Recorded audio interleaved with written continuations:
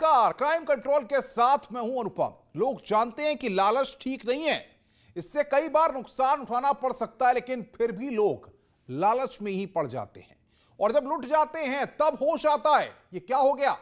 STF ने दिल्ली से एक ऐसे ही ठग को गिरफ्तार किया है जो लोगों को लालच देकर ठगता था, लेकिन इसके ठगी के तरीके बहुत ही हाईटेक थे।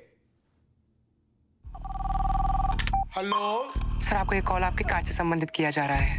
सर, बताना चाहूंगी कि आपके खाते को 50,000 की लॉटरी लगी है। सर, आपका एटीएम कार्ड एक्सपायरी होने वाला है सर। ऐसे कैसे होने वाला है?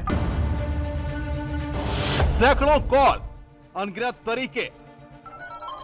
सर, आपके कार्ड पे एक नंबर होगा 16 अंकों का, कि वो कंफर्म करा दीजिए।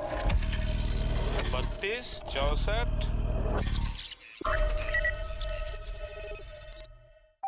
हो गया भैया। और ऐसे ही लुट जाते हैं हजारों लोग। हथियारों के बल पर लूट और डकैती करने वालों से हम सब वाकिफ हैं, लेकिन डेटा के बल पर डिजिटल डकैती डालने वालों की भी एक अलग दुनिया है। और इस दुनिया का सबसे बड़ा हथियार है डेटा। ये डेटा जिसके हाथ लग गया वो हो जाता है मालामाल और आम आदमी को कर देता है कंगाल। कभी क्रेडिट कार्ड के लिए तो कभी लोन के लिए तो कभी आपकी सेहत जानने के लिए फोन आते हैं और इन्हीं कॉल्स के बीच एक घंटी ऐसी बजती है जो आपकी जेब खाली कर जाती है। पैसा इकट्ठा किए हो? वो हो जाएगा। ऐसे ही एक जालसाज को एसटीएफ ने नई दिल्ली से गिरफ्तार कर लिया है। दिल्ली में गिरफ्तार ठग का नाम राजकुमार उर्फ राहुल है। पुलिस का कहना है कि राहुल अब तक ऑनलाइन करोड़ों रुपए की ठगी कर चुका है। राजकुमार उर्फ राहुल, पुत्र श्री राम, निवासी ग्राम सिरसिरा, थाना सलोन, जनपद रायबरेली का, और इस समय दिल्ली में रह रहा था। और इसके संबंध में ये वांछित था पीजीआई थाना जनपद लखनऊ से। राहुल बोनस और लोन दिलाने के नाम पर ठगी करता था और ठगी के लिए फोन और व्हाट्सएप पर मैसेज भेजता था। ये खुद को एक बड़ी इंश्योरेंस कंपनी का अधिकारी बताता था और लोगों को अपनी बातों में ले लेता था। लोगों से आदित्य बिरला सन लाइफ इंश्योरेंस कंपनी का अधिकारी बन करके और उनको चीटिंग करता था। करोड़ों रुपया लोगों का इसने जमा कराया था और जब लोग मांगते थे तो व्हाट्सएप कॉल करके बताता था कोरोना काल चल रहा है, विभिन्न कंपनियों के मैसेज भेज दिया करता था। ठगी के लिए गैर कानूनी तरीके से 1 लाख लोगों का डाटा रखा गया था और ये डाटा एक हैकर से खरीदा था। 1 लाख लोगों के मोबाइल नंबर का इस्तेमाल कर ये 5 साल से ऑनलाइन ठगी का काम करता था और इसके जरिए करोड़ों रुपए की कमाई कर चुका था। कई करोड़ का एक घोटाला किया था। इसको मुख्यालय की टीम ने और यहाँ पीजीआई के इंस्पेक्टर ने मिलकर गिरफ्तार किया है और इसको दिल्ली से लाके पीजीआई थाने में दाखिल किया गया है और इसमें और आगे की विधिक कार्रवाई की जाए। एसटीएफ ने जब इसे दिल्ली से गिरफ्तार किया तो इसके पास फर्जी पैन कार्ड और वोटर आईडी मिले। फर्जी दस्तावेजों पर खोले गए बैंक अकाउंट भी मिले।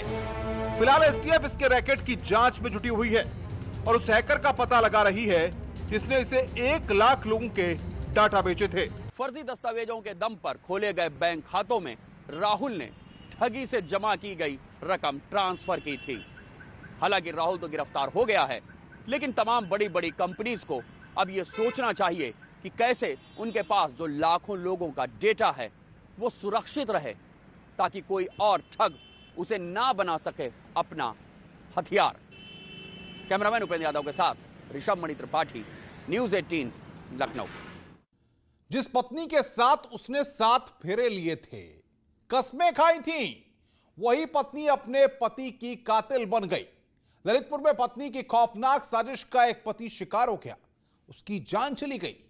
पुलिस की तफ्तीश में खुलासा हुआ है कि पत्नी ने ही अपने प्रेमी के साथ मिलकर अपने पति को रास्ते से हटा दिया, क्योंकि दोनों के प्यार में पति ही रोड़ा बन रहा था।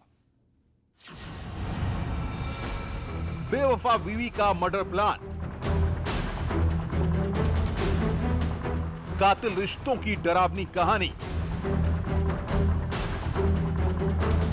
प्रेमी से प्यार और पति का कत्ल। ललितपुर में पत्नी ने अपने प्रेमी के साथ मिलकर अवैध संबंधों में बाधा बन रहे अपने ही पति की हत्या कर दी और शव को गांव के बाहर फेंक दिया। शक किसी को ना हो, इसके लिए पत्नी ने पति को हटाने के लिए प्रेमी संग मिलकर एक ऐसी साजिश रची और उसी साजिश को सिलसिलेवार तरीके से वो अंजाम देती चली गई। पुलिस ने प्रेमी जयराम सेन और आरोपी पत्नी को तो गिरफ्तार कर सलाखों के पीछे भेज दिया है, पर इस घटना ने कातिल रिश्तों की डरावनी कहानी को सबके सामने ला दिया है। दरअसल जयराम ने मनोज को अपनी गाड़ी लेकर भोपाल जाने के लिए तैयार किया। इसी बीच उसे बुढ़वार रोड पर एक नहर किनारे ले जाकर चाकुओं से गोद कर उसकी हत्या कर दी और खुद मौके से फरार हो गया। कैसे मारा आपने? कैसे मारा? क्यों की हत्या? नशे में की? क्यों मारा? तुम्हारा क्या उससे संबंध था? ऐसे दोस्त यार। और कौन कौन था तुम्हारे साथ? अकेले। मंगलवार को बुढ़वार रोड पर एक अज्ञात व्यक्ति का खून से लथपथ शव मिला था। इसकी शिनाख्त सदर कोतवाली के मनोज कुमार के रूप में की गई थी, जो पेशे से एक ड्राइवर था। अब पुलिस ने घटना के बाद से मामले के खुलासे के लिए टीमें गठित कर दी। पुलिस जब मामले की जांच कर रही थी तो कई तथ्य निकलकर सामने आए, जिसके बाद पुलिस ने 24 घंटे के अंदर ही मामले का खुलासा कर दिया।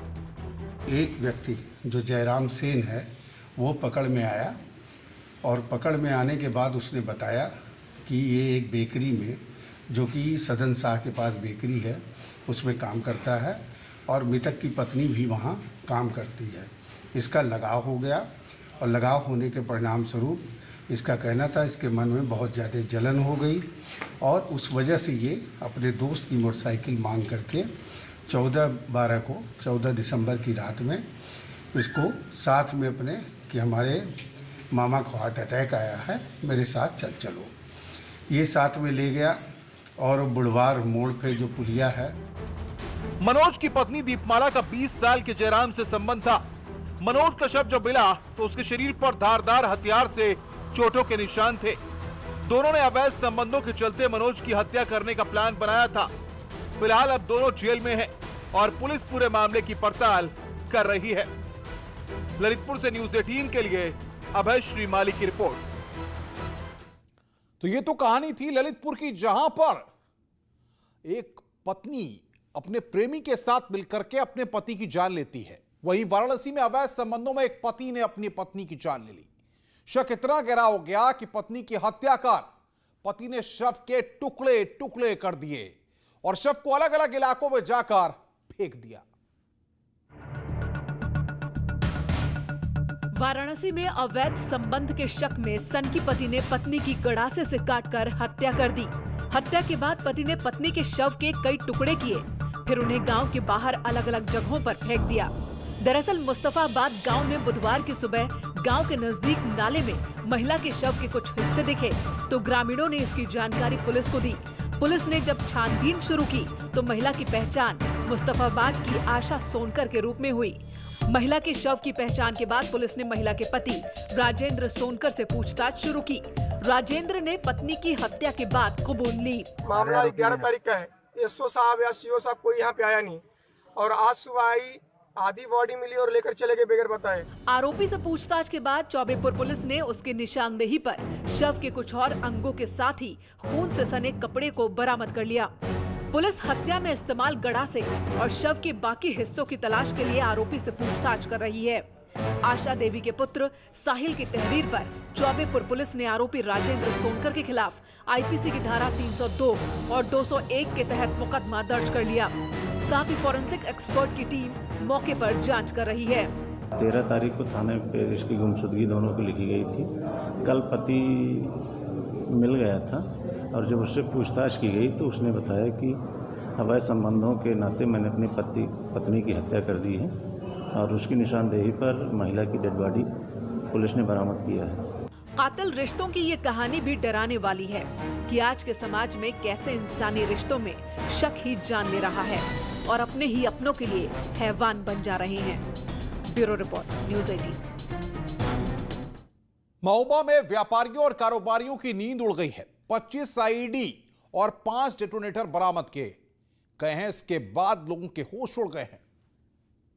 महोबा में मुखबिर की सूचना पर पुलिस ने अवैध विस्फोटक की बड़ी खेप बरामद की है। तस्करी कर रहे 3 विस्फोटक तस्करों के पास से कार समेत 25 अमोनियम नाइट्रेट की बोरियां, 25 ईडी और 5 डेटोनेटर बरामद किए गए हैं। पुलिस की इस बड़ी कार्रवाई से पत्थर उद्योग नगरी के व्यापारियों और कारोबारियों में हड़कंप मच गया है। पुलिस ने मैग्नीज मालिक हरनाथ यादव, नईम उर्फ सालू खान, राज बहादुर शिवास को गिरफ्तार कर लिया है। पुलिस ने संचालक के खिलाफ कार्रवाई शुरू कर दी है। वहीं दूसरे आरोपियों की तलाश शुरू कर दी गई है। मुखबिर द्वारा सूचना प्राप्त हुई कि एक पिकअप में विस्फोटक जा रहा है। इस सूचना पर पुलिस ने एक पिकअप को रोका। उस पिकअप में 25 कट्टे अमोनियम नाइट्रेट के थे। पूछने पर और जांच करने पर पता चला कि उसमें बाकी 5000 विस्फोटक और 5 एक्सप्लोसिव डिवाइस जो ईडी होती है वो भी उसमें पाए गए। और उस समय 3 लोग थे उस गाड़ी में। उसमें हरनाथ यादव गाड़ी का मालिक, मोहम्मद नईम उर्फ सालू खान जो ड्राइवर था और राज बहादुर जो उसका हेल्पर था, ये लोग साथ थे। इनसे पूछने पर पता चला कि ये जो सारा माल है ये शिवनाथ यादव और हरिराम यादव का है। देशी शराब की तस्करी की खबरें तो हमेशा आती रहती हैं, लेकिन इस बार जो खबर आई है वो हैरान करने वाली है। कोई सोच नहीं सकता कि शराब की बिक्री ऐसे भी हो सकती है। आपके मन में कई ख्याल होंगे, देखिए जरा। कानपुर के थानों में कई ट्रक हरियाणा की शराब बरामदगी के बाद अब लोडरों में सब्जी के बीच विदेशी शराब की तस्करी का धंधा शुरू कर चुके हैं। सजेदी थाना पुलिस ने नाकाबंदी कर सब्जी लदे लोडर को रोका, जिसमें सवार 2 लोगों को हिरासत में लेकर सब्जी के बोरे अनलोड कराकर जांच की गई, जिस पर सब्जी के बोरों के नीचे 30 पेटी विदेशी शराब बरामद हुई। गिरफ्तार तस्करों से पूछताछ पर पुलिस को गिरोह में फतेहपुर और कानपुर के कई लोगों के शामिल होने की जानकारी मिली है, जिनकी तलाश में टीमें गठित कर छापेमारी की जा रही है। हत्थे चढ़े दोनों युवक ने नोएडा से फतेहपुर में हरियाणा की अवैध शराब सप्लाई करने जा रहे थे। जारी शराब का एक पूरा लोडर जिसमें 30 पेटी शराब थी, 6 से 7 टोटल अंग्रेजी शराब है, उसे बरामद किया गया है। खबरें और भी हैं, फिलहाल ब्रेक के लिए, ब्रेक के बाद जल्द हाजिर होंगे।